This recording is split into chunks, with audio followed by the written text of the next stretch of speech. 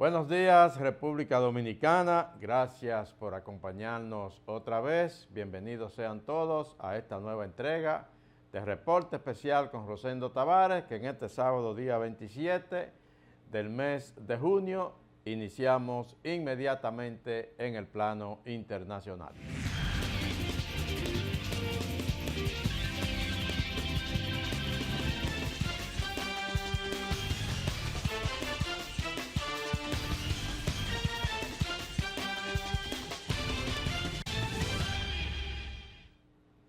Vamos a comenzar necesariamente en Venezuela.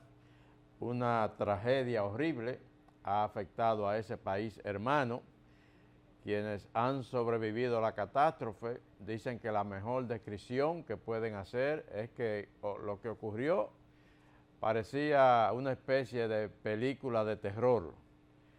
Un primer terremoto, 7.1 grados, sacude a gran parte del país, pero unos 35, 40 segundos después, un segundo sacudión, 7.5 grados, y ahí si algo quedaba más o menos de pie, pues con ese segundo terremoto, muchos de los edificios se vinieron abajo.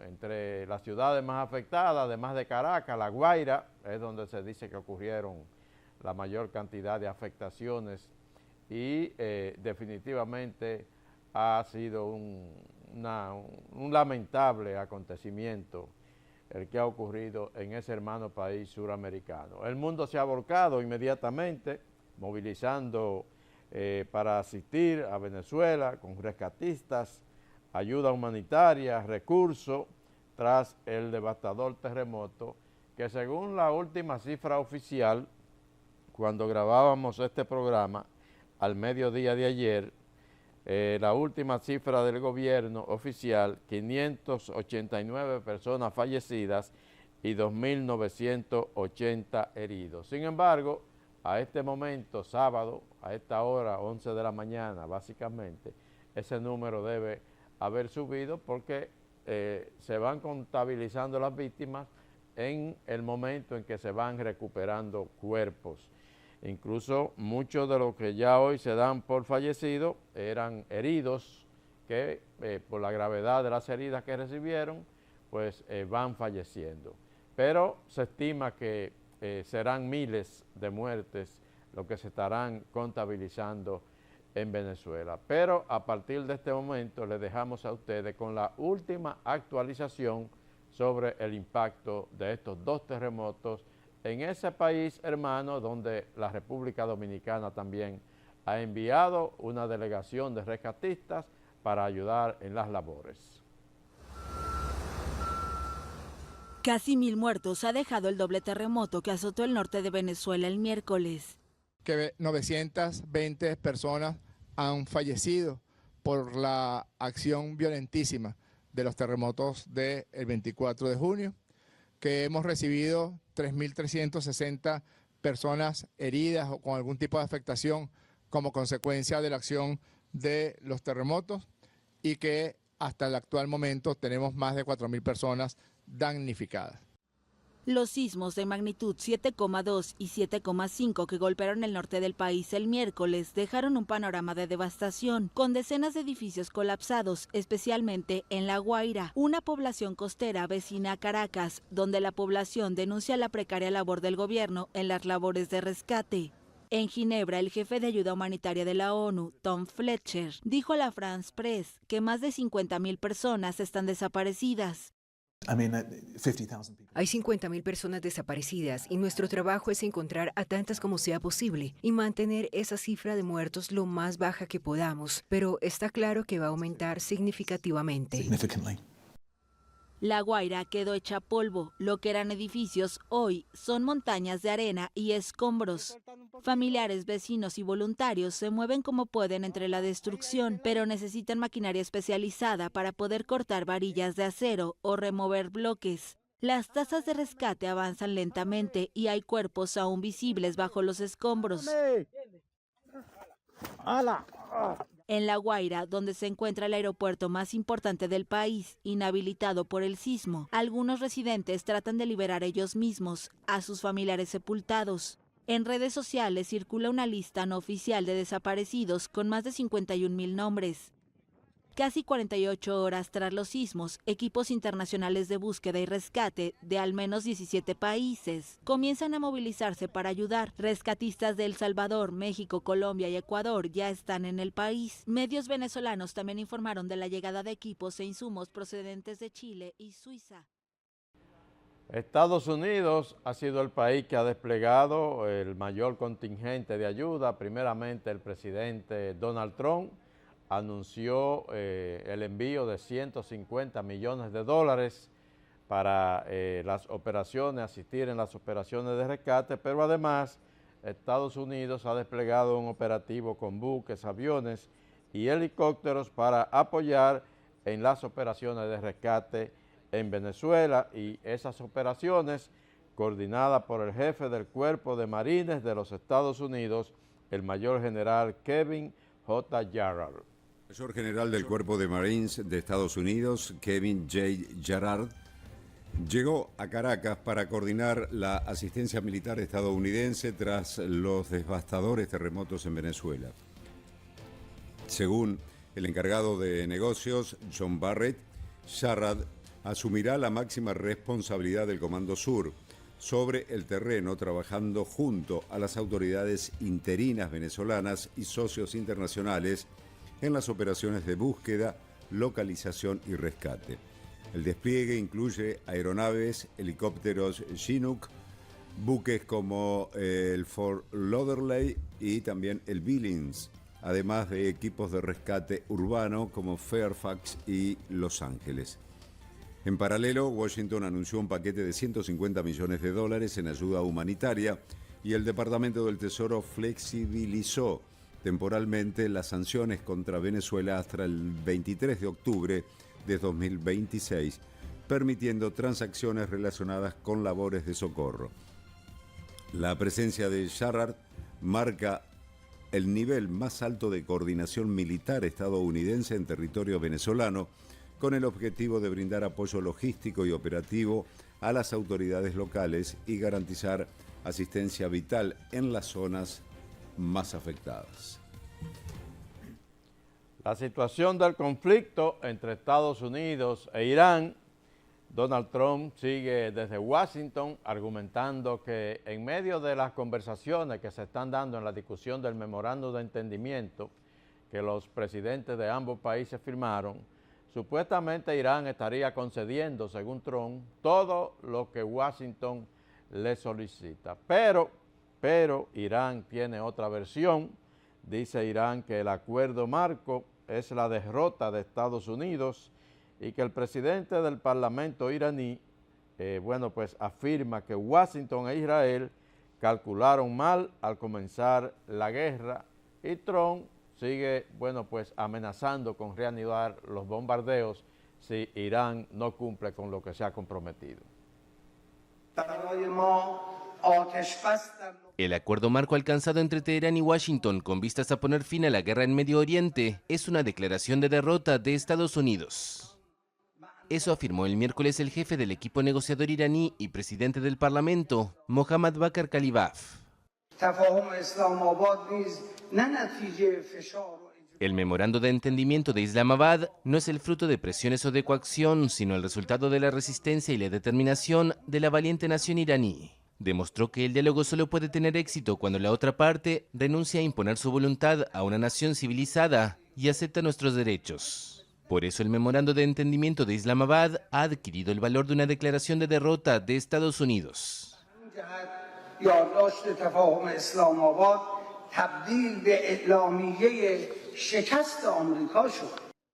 Estados Unidos e Irán intercambiaron ataques militares después de que Washington acusara el viernes a Teherán de agredir un buque en el estrecho de Hormuz. La situación representa un nuevo desafío a la tregua en vigor, mientras los diplomáticos luchan por finiquitar la guerra en Medio Oriente.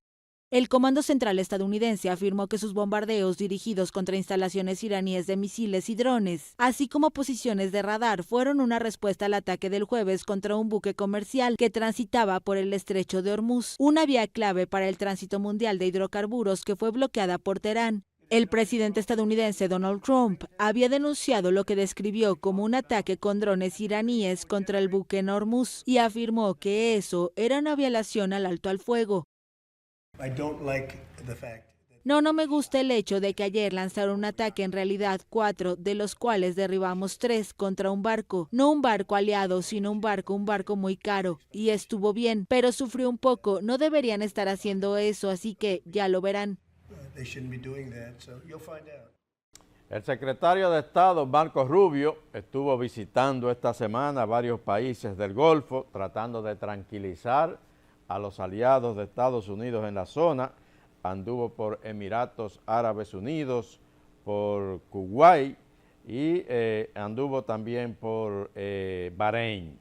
El propósito, tranquilizar a los aliados de Estados Unidos, que han quedado un poco decepcionados con el resultado de la guerra, pero sobre todo con los acuerdos a que llegó Estados Unidos con Irán, porque ellos entienden que de alguna manera Irán habría salido fortalecido de la situación y eso representa un mayor peligro para esos países de la zona. Antes de salir de Kuwait, su última visita en esa zona, Marco Rubio advirtió que Estados Unidos no firmará un acuerdo con Irán a cualquier precio. Estados Unidos dijo el lunes que quiere un acuerdo final con Irán, pero no a cualquier precio, y advirtió sobre un caos total si Teherán impone peajes para transitar por el estrecho de Hormuz, cerca del cual un carguero fue atacado. Si bien queremos un acuerdo, no lo queremos a cualquier precio, queremos un acuerdo que sea bueno, real, verificable y que cumpla. Es importante que se representen y se cumplan todos los acuerdos alcanzados, tanto durante el proceso de negociación como en la etapa posterior.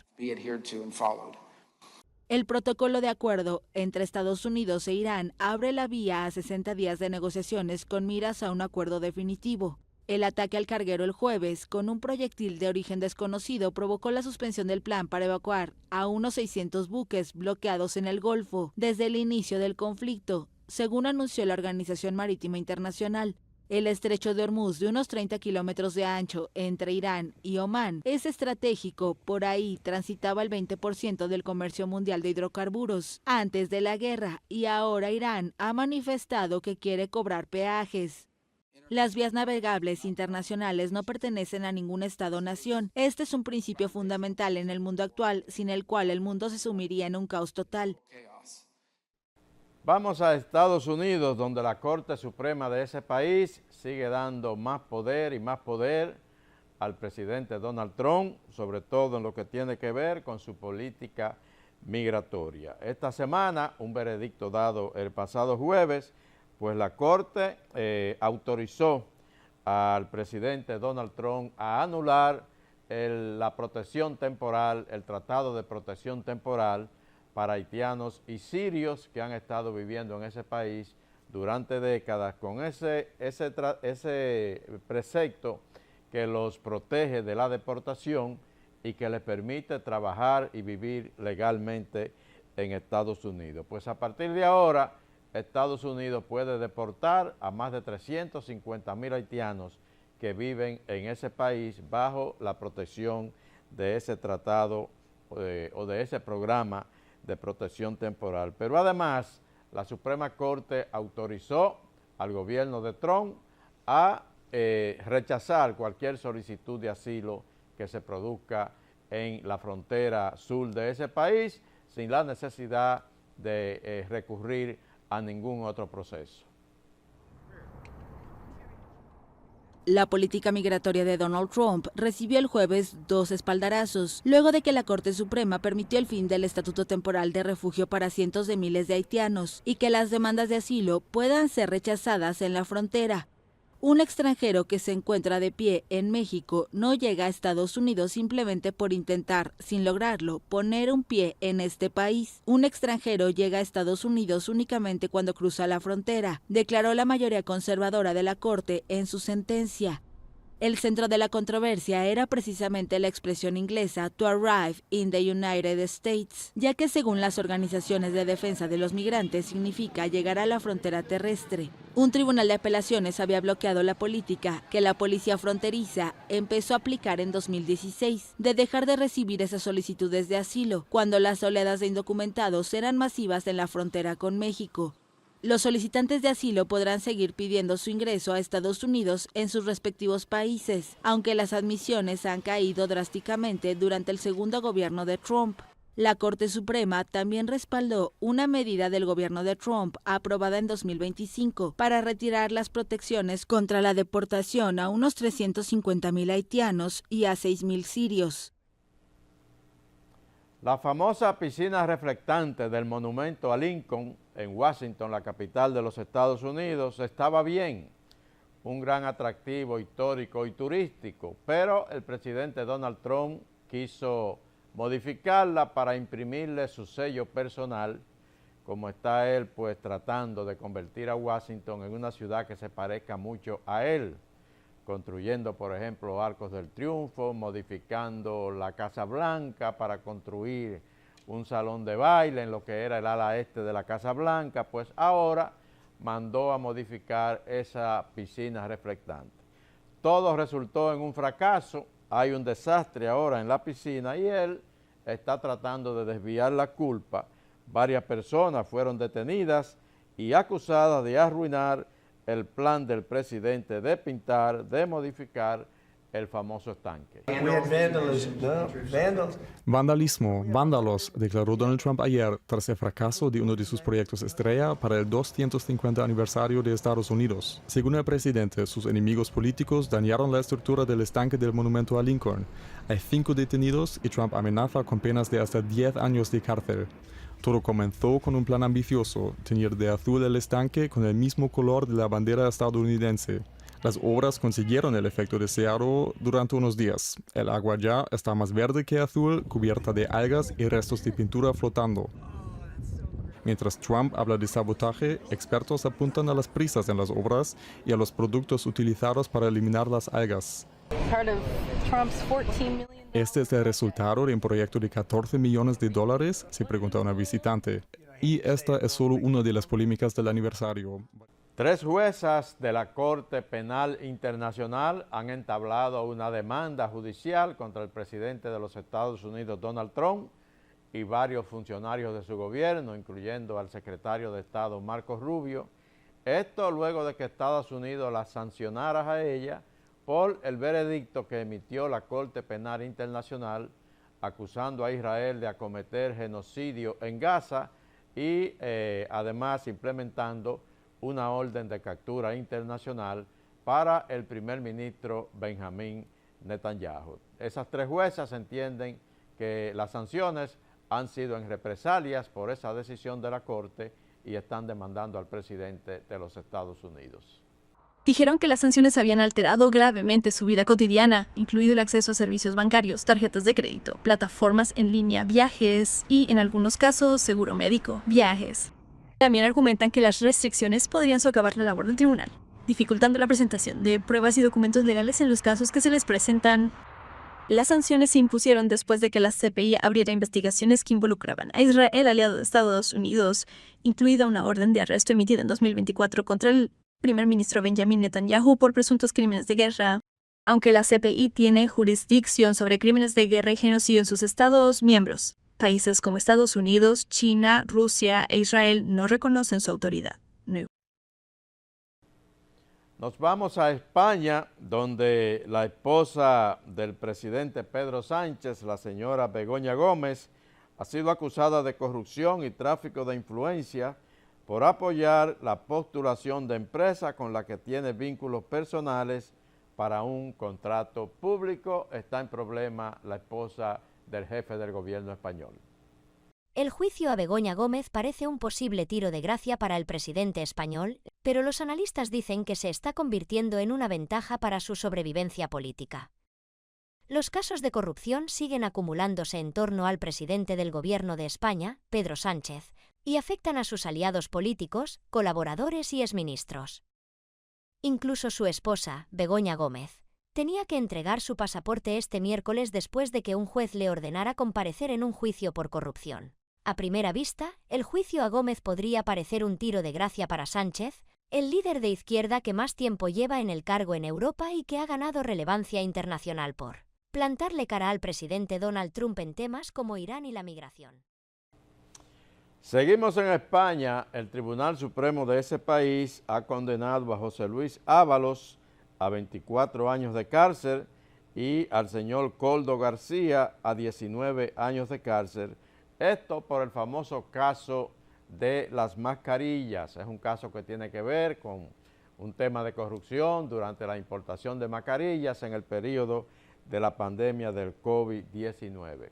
Se ha estado solicitando la renuncia del presidente Pedro Sánchez, estas dos personas aliados del Partido Socialista Obrero Español, pero Sánchez dice que no va a renunciar, descarta la dimisión que reclama el Partido Popular y reivindica que la legislatura sigue su curso para mejorar la vida de los españoles. El exministro de Transportes de España, José Luis Ábalos, fue condenado el lunes a 24 años de cárcel por corrupción. Esta figura clave en el ascenso del presidente del gobierno socialista, Pedro Sánchez, fue encontrado culpable de organización criminal, cohechos, malversación y tráfico de influencias, en un caso relacionado con la compra de mascarillas durante la pandemia de coronavirus. Su mano derecha en el ministerio, Koldo García, fue condenado a 19 años por los mismos delitos. El tercer acusado, el empresario Víctor de Aldama, que ejercía de enlace entre los políticos y las empresas, fue condenado a 4 años y medio de cárcel, pero no ingresará en prisión por su colaboración con la justicia en este caso. La sentencia es un revés para Sánchez, que se añade a otros quebraderos de cabeza judiciales. Con su hermano recién juzgado por un caso de tráfico de influencias, su esposa Begoña Gómez a un paso de ir a juicio y privada de pasaporte por el mismo cargo, y por otro colaborador cercano, Santos Sardán, también imputado por corrupción. Pasamos al Reino Unido, donde por las presiones políticas, sobre todo entre su mismo partido, el Partido Laborista, el primer ministro Keir Starmer dimitió de su cargo, presentó renuncia esta semana y lo hace dentro del marco de cumplirse 10 años de la aplicación del Brexit, aquel movimiento mediante el cual pues, la mayoría de británicos aprobó que el Reino Unido, Inglaterra saliera del bloque europeo de la Unión Europea. Y según encuestas, si le preguntaran ahora en un nuevo referéndum a los británicos si quieren volver al bloque europeo, todas las encuestas dicen que si se diera un segundo referéndum, la mayoría aprobaría regresar al bloque. El primer ministro británico Keir Starmer anunció el lunes su dimisión. El líder laborista, que durante semanas ha sufrido presiones internas en su partido en un contexto de economía estancada y aumento del costo de vida, indicó que se mantendrá en el cargo hasta la elección de su sucesor. La pregunta que se plantea ahora mi partido es si soy la persona más adecuada para liderarnos de cara a las próximas elecciones generales. He escuchado la respuesta de mi grupo parlamentario a esa pregunta y la acepto de buen grado. Cada decisión que he tomado ha sido para anteponer al país que amo. Por eso voy a dimitir como líder del Partido Laborista. Every decision I've taken has been about putting the country I love first. That is why I will resign as leader of the Labour Party. El gobernante explicó que el Partido Laborista empezará el 9 de julio el proceso para elegir un nuevo líder, que debería estar terminado antes del regreso de las sesiones parlamentarias en septiembre. El favorito para sucederle es el veterano político laborista Andy Burnham, alcalde de Gran Manchester, quien ganó el viernes una elección legislativa parcial en el norte de Inglaterra, garantizando el escaño de diputado. Del Reino Unido y su inestabilidad política, como escuchaban ustedes en el reportaje, 7 primeros ministros en los últimos 10 años, realmente una situación bastante delicada con el tema político en el Reino Unido. De ahí pasamos a la vecina Francia. Europa está siendo azotada por un golpe de calor extremo y Francia ha sido uno de los países más afectados. Los informes dicen que más de 200 personas han muerto en España por la ola de calor extremo que arropa al continente. Y en el caso de Francia, pues se ha visto incluso afectada por cortes eléctricos producto de la hora de calor. Decenas de miles de hogares en Francia se quedaron sin electricidad debido a sobrecargas causadas por la que ha sido la jornada más calurosa de la historia en el país. Aquí, en el noroeste de Francia, algunas carreteras fueron cerradas luego de que el asfalto se derritiera, causando cientos de miles de euros en daños. En Reino Unido, más de 1000 escuelas cerraron o terminaron antes sus actividades el miércoles, día en que se registró la temperatura más alta para un mes de junio en la historia, con el mercurio superando los 35 grados centígrados. Y mientras los turistas descansan bajo este implacable sol, otros tienen que trabajar en condiciones sofocantes. Terrible. Honestamente, este calor es horrendo.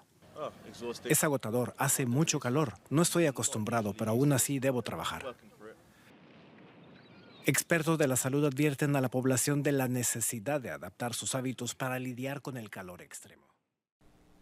Venimos a la América del Norte, Canadá. El primer ministro de ese país, Mark Carney, está calificando el probable referéndum en Alberta. Alberta es una región canadiense que está aspirando a independizarse del país y convertirse en una república, pues particular. Dice el primer ministro Mark Carney que el referéndum de Alberta podría resultar en un peligroso faro un tanto similar al Brexit que ha causado esta gran situación en el Reino Unido.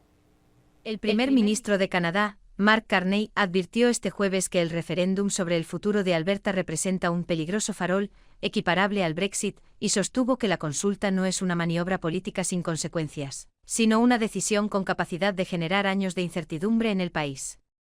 La advertencia surgió en Ottawa durante una conferencia en la que Carney, con experiencia directa en el Reino Unido durante el proceso del Brexit, hizo hincapié en los riesgos derivados de promesas simplificadas ante la ciudadanía, conservar beneficios sin costos y abandonar una estructura política sin perder sus ventajas. Es un referéndum, de verdad. No es, ya saben, una pregunta, es una pregunta, una opción libre. Es un farol peligroso. Estamos literalmente en el 10º aniversario del Brexit. Y vi de primera mano lo que pasa, lo que se vende en estos referendos, que todo va a ser fácil, que puedes conservar tu pasaporte, puedes conservar la moneda, puedes quedarte en el país al mismo tiempo, obtienes todos los beneficios, pero nada de eso. Y ven lo que ha ocurrido en el Reino Unido. Es muy evocador. Como mínimo, han pasado años de incertidumbre antes de que surja la siguiente pregunta. Seguimos en la América del Norte, pero pasamos a México. Allí el rey Felipe VI de España y la presidenta de México, Claudia Sheinbaum, pues de alguna manera han enterrado el distanciamiento que en los últimos años ha existido entre esos dos países. Sostuvieron un encuentro en el Palacio Nacional, el Palacio de Gobierno de México. Dice que la reunión sella la normalización de las relaciones diplomáticas después de 7 años de tensiones. Apretones de manos, fútbol y mensajes de solidaridad marcaron el encuentro entre la presidenta de México, Claudia Sheinbaum, y el rey Felipe VI en una reunión que simboliza el deshielo en las relaciones bilaterales tras años de tensiones. Ambos líderes coincidieron en fortalecer los vínculos, luego que la corona española pidiera disculpas por los abusos durante la conquista. El acercamiento se consolida en un contexto de renovada cooperación política, cultural y económica, y en medio de la visita del monarca español al país donde acudirá al partido de España contra Uruguay. El encuentro refleja además un giro respecto a la estrategia anterior, con Sheinbaum apostando por el poder blando a través de la cultura, el deporte y el comercio para reconstruir la relación bilateral. El gesto entre ambos líderes sella un acercamiento progresivo entre dos países profundamente ligados por la historia, en un momento de cooperación reforzada frente a desafíos comunes.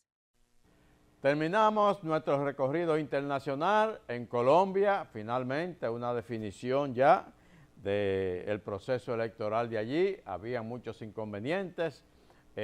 Abelardo de la Espriella resultó electo, pero Iván Cepeda, todavía no había aceptado la derrota. Eso ocurrió efectivamente ya el pasado jueves. Iván Cepeda reconoce la derrota en las elecciones y Abelardo de la Espriella es proclamado nuevo presidente de Colombia. He decidido aceptar. El candidato oficialista a la presidencia de Colombia, Iván Cepeda, reconoció el miércoles el triunfo de Abelardo de la Espriella en el balotaje, 3 días después de los comicios, los más reñidos en la historia del país. Lo hago porque creemos profundamente en la democracia y porque estamos convencidos de que las diferencias políticas deben resolverse mediante la participación ciudadana, el respeto a las instituciones y la deliberación pública.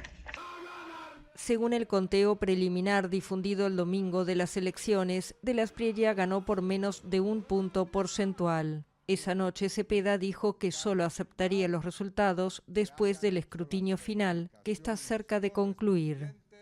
El martes, la Registraduría, entidad encargada de las elecciones, afirmó que el avance del escrutinio demostraba coincidencia en un 99,9% con el preconteo del domingo. Además, la misión de la Unión Europea, que desplegó 150 observadores electorales en la segunda vuelta, descartó que hubiera habido irregularidades. Tras derrotar al candidato de la izquierda gobernante, de la Espriella, un abogado millonario que nunca había sido elegido para un cargo público, prometió el domingo el inicio de una nueva era en el país. En la noche del domingo se desataron protestas y choques entre simpatizantes de Cepeda y la policía antidisturbios en ciudades como Bogotá y Cali, tras lo cual el lunes el candidato llamó a sus simpatizantes a la calma.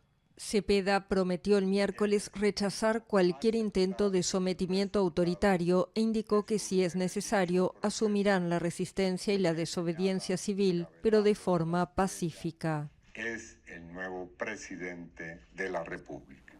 Definitivamente, Abelardo de la Espriella es el presidente de Colombia. Vamos a una pausa comercial, regresamos enseguida en el plano nacional.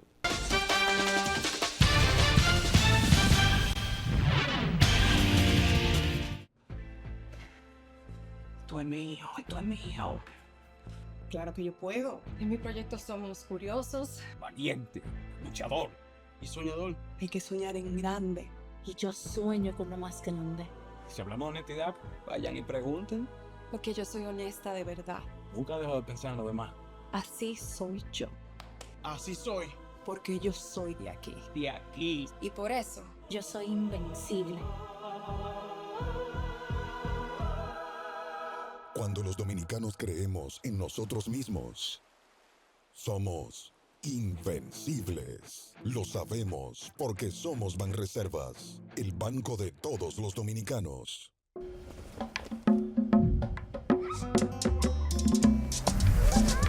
Ay, abuela, me duele. Ya verás que tú serás un campeón. Por eso te he cuidado tanto. Gracias por todos tus cuidados. Llegué hasta aquí por ti y ahora te haré sentir orgullosa. Valió la pena. Y ahora soy yo, abuela, que voy a cuidar de ti. Porque cuando cuidan de ti, tú también aprendes a cuidar de ellos. GBC, 30 años contigo. Hay algo que se ve nítido, con detalles y sin distorsión. Que se ve HD. Tu banco haciendo que tu vida sea más simple. Porque cuando tu vida se ve HD, se ve más clara, más transparente, más segura, más conectada. Para que vivas la mejor experiencia digital. Desde la app hasta la Z. El futuro que quieres se ve mucho mejor cuando... Esta es la Escuela Ciudadana, donde todos somos... Ciudadanos al 100. Hoy presentamos Convivencia y Paz. Somos diferentes, pero vivimos juntos.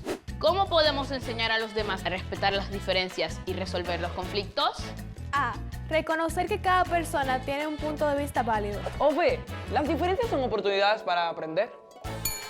Ambas son correctas, porque aprendiendo de valores morales, cívicos y éticos, todos aprobamos con 100. Un mensaje del Ministerio de Educación de la República Dominicana hay algo que se ve nítido, con detalles y sin distorsión. Que se ve HD. Tu banco, haciendo que tu vida sea más simple. Porque cuando tu vida se ve HD, se ve más clara, más transparente, más segura, más conectada. Para que vivas la mejor experiencia digital. Desde la app hasta la Z. El futuro que quieres se ve mucho mejor cuando...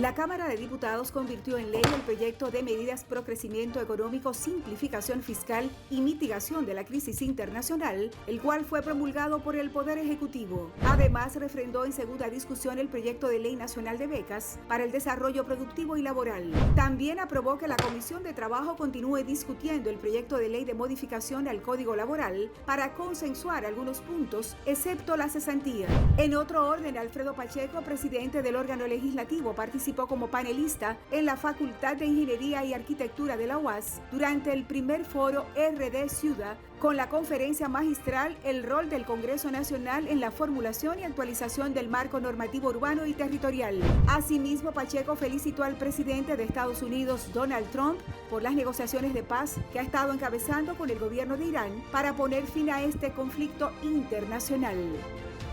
Aprobado. Cámara de Diputados de la República Dominicana. Cada hogar tiene un espacio especial que disfrutamos.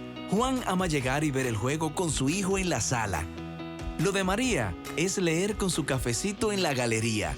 Y la cocina es el lugar donde la familia crea y comparte recuerdos en cada plato. Detrás de esos momentos que disfrutamos hay una gran historia. Fueron muchas horas de entrega de Juan en el negocio, años en los que María trabajó con paciencia y dedicación como profesora, y tiempo donde juntos trabajaron por lo que tienen hoy. Cada logro es valioso. Cuida lo que has construido. Asegura tu hogar. Protege tu esfuerzo. Con nuestros seguros de vivienda, Seguros Reservas, respaldamos tu mañana.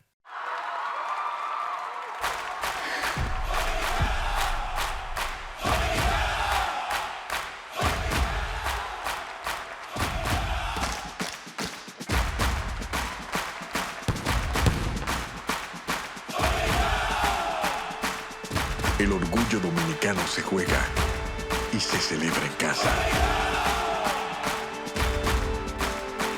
Por eso, ya somos ganadores.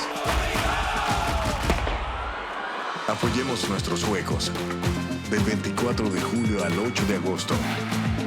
100 años de Juegos Centroamericanos y del Caribe. Santo Domingo 2026. Juntos, haremos historia. Gobierno de la República Dominicana.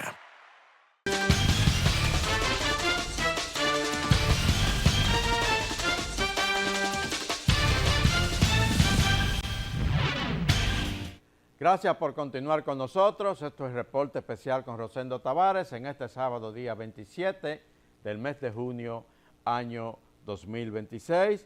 Iniciamos con el gobierno de la República Dominicana, que inmediatamente ocurrieron los tristes acontecimientos de los terremotos en Venezuela, pues el presidente Luis Abinader ordenó inmediatamente una delegación de ayuda, de asistencia, que partió ya hacia Venezuela. La República Dominicana despliega equipos de operación Quisqueya Solidaria 2026 hacia Venezuela.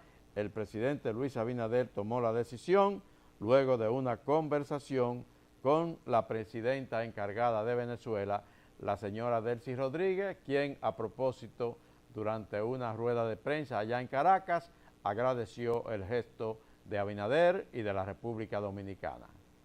Los socorristas partieron de la base aérea de San Isidro hacia el país suramericano en una labor humanitaria dispuesta por el presidente Luis Abinader.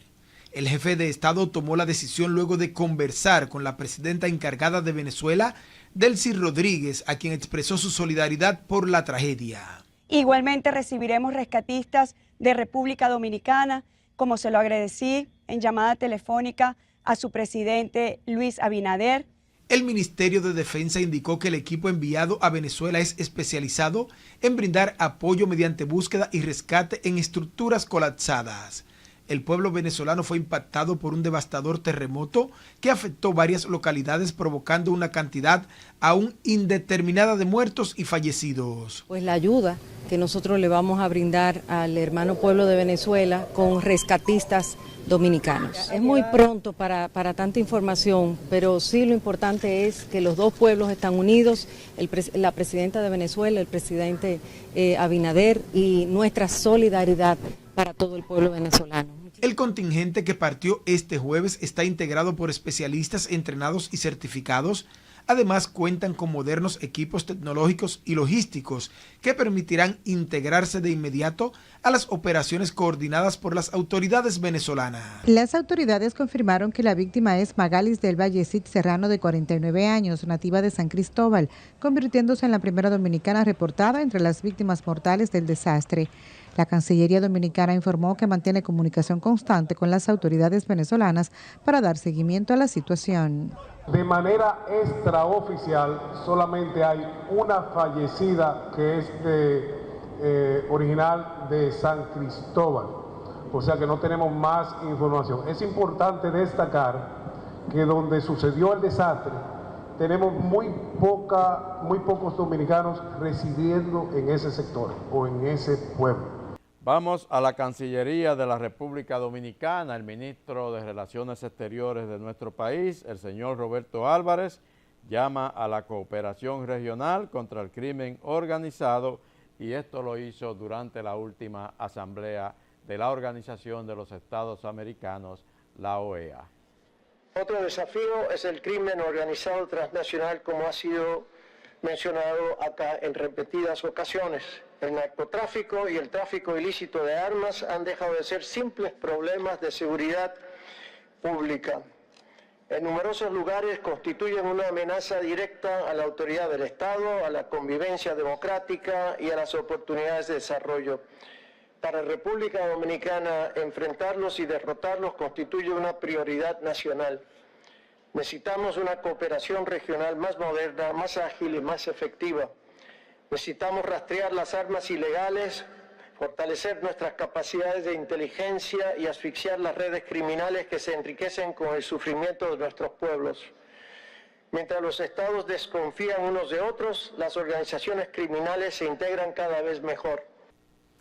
A propósito de la apertura a la inversión extranjera y a la inversión privada anunciada por el gobierno de Cuba esta semana, el Consejo Nacional de la Empresa Privada aquí en la República Dominicana, así como la Asociación Nacional de Hoteles y Restaurantes, ASONAHORES, pues llaman a fortalecer la competitividad dominicana ante la apertura económica anunciada por Cuba. Esto porque si Cuba se abre a la inversión, lógicamente muchos capitales podrían estarse movilizando hacia allá, y por eso entiende el empresariado nacional que hay que aumentar la competitividad en este país. Las medidas anunciadas por el presidente cubano, Miguel Díaz-Canel, para dinamizar la economía y atraer inversión extranjera no deben verse como una amenaza para República Dominicana, sino como una oportunidad para seguir fortaleciendo la competitividad del país y explorar nuevos espacios de comercio e inversión. Así lo afirmó César Dargam, vicepresidente ejecutivo del Consejo Nacional de la Empresa Privada, CONEP, quien sostuvo que toda iniciativa orientada a impulsar la apertura económica, mejorar el clima de inversión y generar mayores oportunidades de desarrollo en la región debe ser valorada de manera positiva. Sin embargo, advirtió que atraer inversión extranjera requiere mucho más que anuncios o reformas puntuales. Dargam explicó que la capacidad de captar capitales internacionales está estrechamente vinculada a factores como la estabilidad macroeconómica, la seguridad jurídica, la fortaleza de las instituciones, reglas claras, respeto a los contratos, infraestructura adecuada, talento humano y un entorno favorable para hacer negocios. En ese contexto, destacó que República Dominicana ha construido durante décadas una reputación sólida basada en esos pilares, lo que le ha permitido consolidarse como uno de los principales destinos de inversión de América Latina y el Caribe. La Dirección Nacional de Control de Drogas, bueno, pues un oficial de la Armada Dominicana, pero adscrito a la Dirección Nacional de Control de Drogas, apareció muerto esta semana en un evento que la Policía Nacional está investigando como un acto de suicidio. Oscar Antonio Guerrero, de 39 años, oficial de la Armada de la República Dominicana, fue encontrado con un tiro a la cabeza en la Avenida Ecológica en Santo Domingo Este. Vamos a ver un reportaje sobre las investigaciones en este caso, que por ser un oficial asignado a un organismo complejo como la DNCD, pues llama la atención. El militar encontrado sin vida en su jipeta con un disparo en la cabeza en las inmediaciones de la Avenida Ecológica es el capitán de fragata de la Armada Oscar Antonio Anico Guerrero, de 39 años de edad. De acuerdo con el informe emitido por la Policía Nacional y las autoridades competentes, en el acta de levantamiento se especifica que el oficial falleció a causa de una herida ocasionada por un proyectil de arma de fuego, con características que apuntan a que él mismo pudo ser quien se disparó. En la escena fue levantada una pistola marca Glock 19 calibre 9 milímetros, propiedad del militar, mientras que el vehículo encontrado es un Toyota modelo Fortuner, placa número G4077518, propiedad del fallecido. El cuerpo de Oscar Antonio Anico Guerrero fue retirado del Instituto Nacional de Ciencias Forenses a las 12 del mediodía para ser velado en la funeraria Blandino de la avenida Abraham Lincoln, pero todavía no se sabe a qué hora o qué día sería expuesto, debido a que los familiares aún no se han presentado a la funeraria. Vamos a una nueva pausa comercial, retornamos enseguida.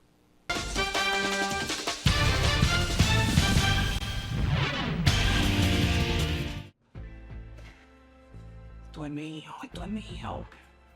Claro que yo puedo. En mi proyecto somos curiosos, Valiente, luchador y soñador. hay que soñar en grande. Y yo sueño con lo más grande. Si hablamos de honestidad, vayan y pregunten. Porque yo soy honesta de verdad. Nunca dejo de pensar en lo demás. Así soy yo. Así soy. Porque yo soy de aquí. De aquí. Y por eso, Yo soy invencible. Cuando los dominicanos creemos en nosotros mismos, somos invencibles. Lo sabemos porque somos Banreservas, el banco de todos los dominicanos.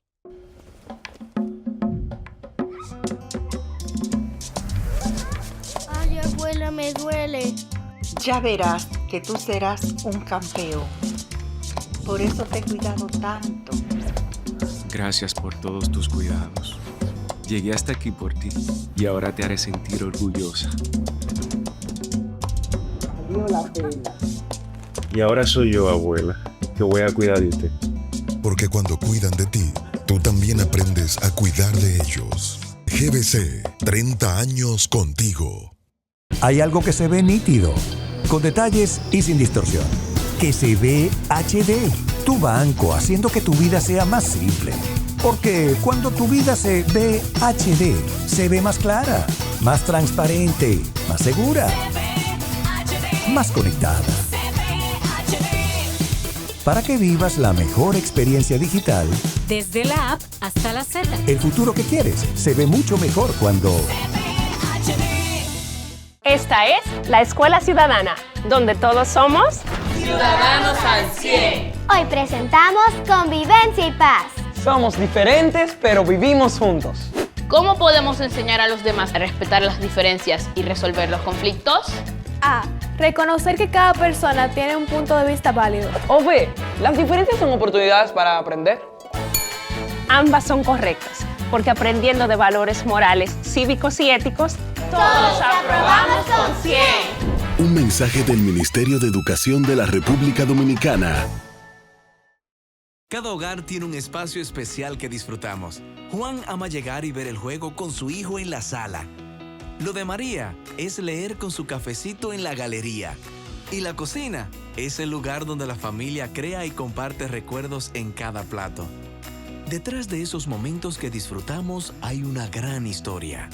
Fueron muchas horas de entrega de Juan en el negocio. Años en los que María trabajó con paciencia y dedicación como profesora.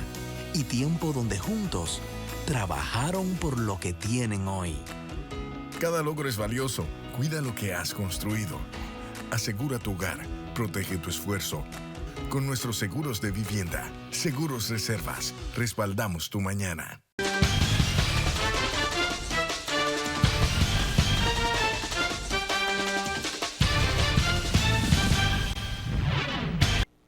Gracias por continuar con nosotros. La Iglesia Católica está de luto. Bueno, pues ha fallecido en Santiago Monseñor Tobías Cruz González, tras más de 60 años, dice la información, de evangelización y labor social, sobre todo en la región norte del país. Cruz González fueron sepultados este viernes, luego de una misa de cuerpo presente en la que sacerdotes, familiares y fieles se congregaron para rendir homenaje a quien dedicó su vida al servicio de Dios y de la Iglesia. El arzobispo metropolitano de Santiago, Héctor Rafael Rodríguez, resaltó que Cruz González falleció en la casa sacerdotal de Matanzas, dejando un legado de entrega pastoral, sencillez y compromiso con la fe. Vivió el sacerdocio como un don de sí mismo, convencido de que la verdadera grandeza del ministerio de Cristo consiste en hacerse servidor de todos y de todas. Durante la Eucaristía se resaltó su vocación de servicio y el impacto de su ministerio en las comunidades que acompañó.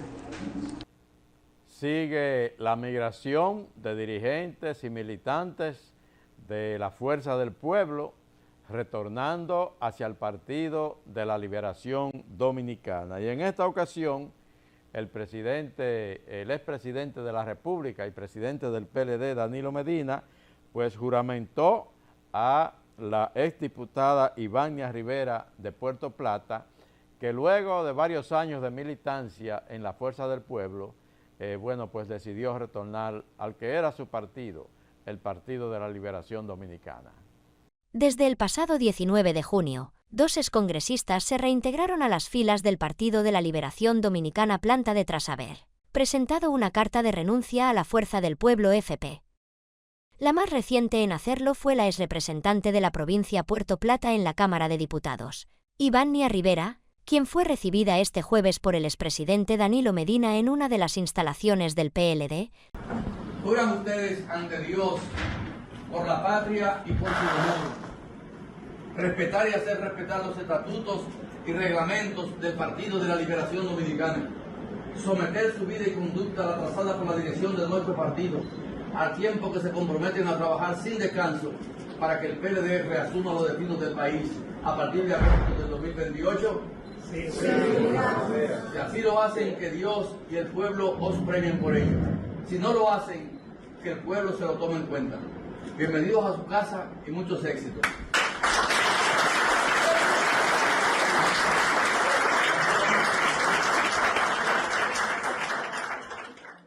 Seguimos en política, pero ahora con el Partido Revolucionario Moderno, el PRM, ha encontrado una solución a un conflicto que se presentó para la elección de la dirección de la Federación Dominicana de Distritos Municipales, FEDODIN. Allí había una confrontación que fue hasta los tribunales, se suspendió una primera sección allá en Punta Cana, en la región este. Entonces, el PRM anuncia que presentará una plancha unitaria para resolver la crisis en la elección de la directiva de FEDODIN.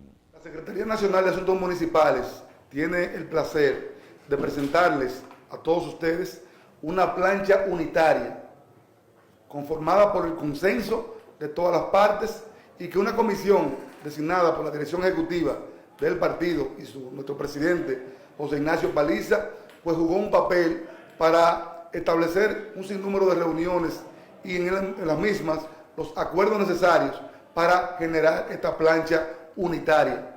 El PRM anuncia que siempre estaremos abiertos con la mejor intención de ir unidos a cada uno de los procesos y que en estas entidades asociativas municipales no va a ser la excepción. Terminamos con una nota que se puede considerar deportiva porque está relacionada con la próxima celebración en el país de los Juegos Centroamericanos y del Caribe en su versión número 26. el presidente Luis Abinader, el presidente del Banco de Reservas de la República Dominicana, el doctor Leonardo Aguilera, y el ministro de Deportes, Kelvin Cruz, dejaron inaugurado el pasado jueves la Arena Banreservas Virgilio Travieso Soto, que ha sido una reestructuración general que se ha hecho del denominado Palacio de los Deportes. Una infraestructura que ahora con la tecnología que se le ha, agregado, dice la información que se pone a la altura, por ejemplo, de la NBA y de la Liga Europea, según expresaron tanto el presidente como los demás funcionarios que intervinieron. Vamos a ver un reporte sobre este acto que deja ahora al Palacio de los Deportes convertido en la Arena Banreservas. Con una inversión de más de 1.000 millones de pesos, la nueva Casa del Baloncesto Dominicano quedó oficialmente abierta. Hoy ya tenemos quizá el mejor lugar de Centroamérica y el Caribe en términos técnicos para jugar una NBA. Quiero felicitar también y pedirle al voluntariado, Fernando, que cuide estas instalaciones, que lo cuide. Y te voy a dar una recomendación, ya no se lo preste más a los partidos políticos, empezando al PRM, ya no se lo preste más. La nueva Arena Banreservas Virgilio Travieso Soto cumple ahora con estándares internacionales. Es la primera vez en la historia de nuestro país que una empresa vincula su marca a una instalación deportiva. Porque hay un voluntariado responsable para tener esa instalación deportiva adecuada como se lo merecen los nuevos tiempos. Y quiero destacar a Fernando Hasbún como presidente del voluntariado de esta Arena Banreservas, Virgilio Travieso Soto, y todo el equipo que le acompañamos, porque aquí también se va a hacer un modelo de instalación deportiva. El público en general podrá disfrutar de la instalación el próximo viernes 3 de julio, donde la selección dominicana se enfrentará a los Estados Unidos en el inicio de la tercera ventana clasificatoria al Mundial de Baloncesto FIBA 2000. El pasado jueves estuvimos en la Arena Banreservas, Virgilio Travieso Soto. Estuvimos allí trabajando con el medio radial al cual pertenecemos, El Sol de la Mañana, RCC Media, y la verdad que pudimos observar que el Palacio de los Deportes, Virgilio Travieso Soto, convertido ahora en la Arena Banreservas, es definitivamente otra cosa. Una instalación muy moderna a la altura de los nuevos tiempos. Y con esa información dejamos reporte especial con Rosendo Tavares por el día de hoy y les invitamos a estar con nosotros el próximo sábado, como de costumbre, al más alto nivel periodístico.